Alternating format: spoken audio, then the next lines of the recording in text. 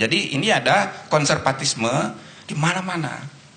Saya juga ngalami, ada keluarga saya pakai dasi, gajinya sudah lumayan, ponakan saya. Satu hari dia berkenalan dengan pengajian. 1 minggu kemudian sudah lepas dasinya. Saya tanya kenapa? Kafir Pak, Om, kafir. Ya, dipakai dasi itu kafir. Sesudah 1 bulan dia minta berhenti lagi dari kantor itu. Loh kenapa berhenti? Iya itu lingkungan kerjanya kafir semua. La haula wala. Akhirnya dia berhenti, lalu kemudian saya lihat 3 bulan kemudian celananya sudah ngatung. Saudara-saudara, ini kejadian. Ini orang korban. Ini orang korban.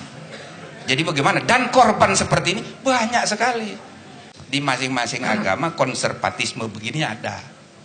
Nah, tetapi saudara-saudara, ya sepanjang menyangkut kehidupan bersama kita sebagai bangsa, ya kesepakatannya ini negara Pancasila, Tuhan kita itu Tuhan yang kita bagi kita semua, universal God, yang kita sebut sendiri masing-masing agama beda-beda istilahnya, tapi itu adalah zat yang sama.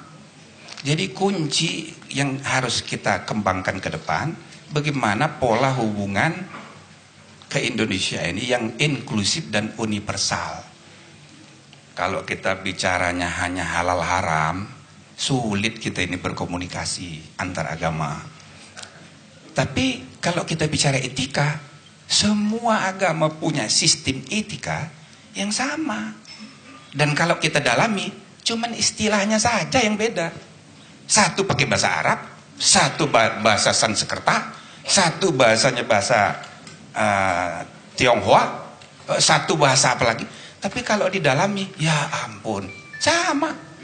Kalau kita hanya bicara benar salah, yang benar cuma kita, orang lain salah semua.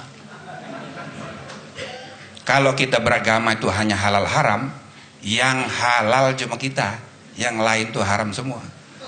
Nanti ujung-ujungnya, ya kan, kalau tidak mendukung ini namanya kafir. Kalaupun misalnya diam saja, seperti saya kan harus diam, tidak boleh banyak bicara. Ini munafik. Ya kan? Begitu capnya itu, makin apa makin sempit saja kita ini. Ini namanya munafik. La haula wala. Jadi saya rasa soal etika ini saatnya kita populerkan ya.